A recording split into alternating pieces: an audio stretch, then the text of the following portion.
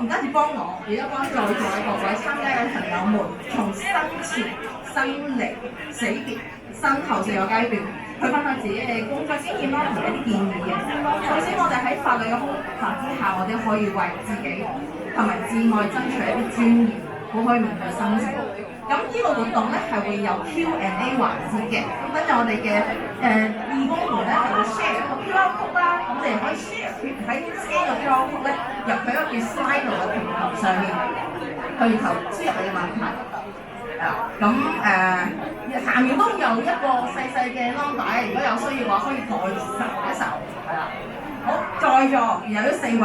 咁厲害嘅嘉賓，一定要介紹一下先。咁啊，憑嗰份先頭啦，咁我望下順序先，係冇順序嘅，可以非常之我哋個非常無框架嘅 sharing。係一個首先我介紹梁子敦 Arnold 啦，係安寧服務社工，係香港生死學協會嘅總監。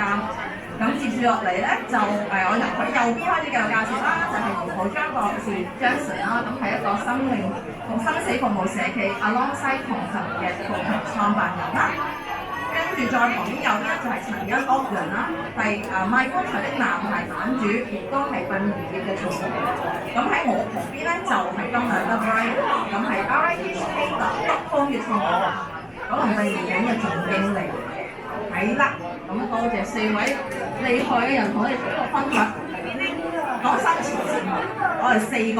，sorry，我哋5個好地坐喺度。點解要講死亡咧？點解我哋要保障啲乜嘢去保障我哋自己同性嘅伴侶咧？我首先舉手馬埋啱啱 mention 到寫嘅 Alongside 同行嘅 Jason， 即係點解要諗死亡？我而家生勾勾好地健健康康啊，每年嘅 body check 都好正常，冇紅字，點解要諗死亡？多謝麥天華同埋我把聲名字嘅教解先，大聲至成為知夠 OK。咁係啦，咁我介紹翻自己先。咁我係同Alongside嘅其中一個創辦人啦。咁我哋係前年成立嘅一個社企嚟嘅，就係我哋定位啦，都係會提供或者 LGBTQ+ 群體提供生前規劃服務啦，例如遺囑啊、醫療指示啊同埋喪葬嘅支援咁樣。咁啱啱去翻麥天娜個問題，就話我哋明明而家咁健康嘅時候，點解要去諗定自己過身後嘅嘢咧？咁呢個正正就係我哋去成立Alongside嘅原因。即係我哋都知道啦，譬如 LGBTQ+ 群體喺香港一嚟法例冇保障啦，冇保障啲咩啊？講緊我哋可能係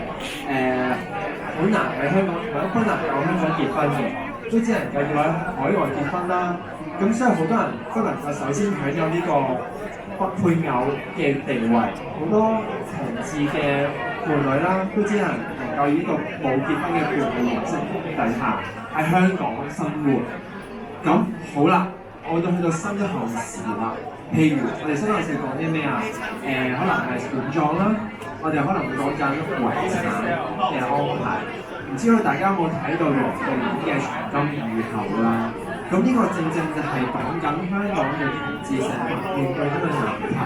若果我哋冇結婚嘅話啦，首先我哋香港嘅遺產條例其實係唔會保障到冇結婚嘅伴侶。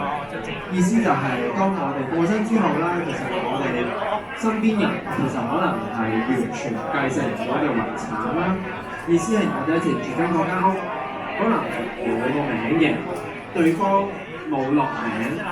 對方租嘅時候都冇落名咁樣。咁我哋就算住咗可能幾多年一齊，但係都好容易一過身之後，對方其實就從呢個屋企被趕走，唔能夠繼續喺我哋就係個安樂窩嗰度繼續住落去啦。又或者係遺產，對方都唔會繼承得到啦。再加上我哋其實香港有 LGBTQ+ 嘅群體，始終因為法例冇保障啦，社會我哋都知道仲有好多嘅歧視啊、唔理解啊。除咗社會，屋企都好多時候同我哋可能就住我哋性嘅身份啦，都會好多嘅困難，好多嘅拗撬喺度。咁所以咧，當我哋過身之後，我哋嘅屋企人其實又能唔能夠可以好接納得到我哋嘅伴侶咧？咁我哋好多 case 見到就會係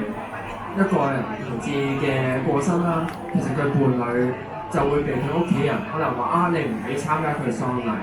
你唔可以拜佢，葬喺邊都唔知道，姑勿論遺產啊，咁所以因為咁多嘅難題，我哋係見得到啦，今天仲發生緊啦，所以我哋就覺得我哋做到啲咩咧，就係及早去諗定自己過身之後點算啊，點樣用現有嘅法律工具可以保障得到